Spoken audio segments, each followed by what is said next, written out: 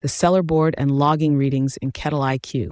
In this short training, I'll show you every active tank and stage, how to log a gravity or temperature reading, and how the exception queue flags what needs you.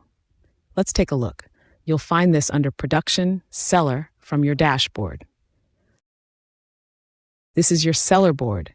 Every active tank, its temperature, and where each batch is in fermentation and conditioning, all in one place. Every tank keeps its own reading history.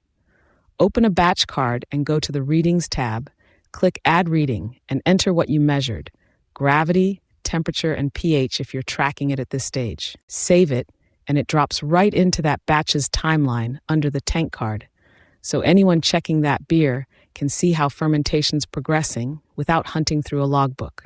And the exception queue flags what needs you: a missing reading, a stalled gravity, a packaging hold, so nothing slips. If a reading looks off, that's your cue to flag the batch before it turns into a bigger problem.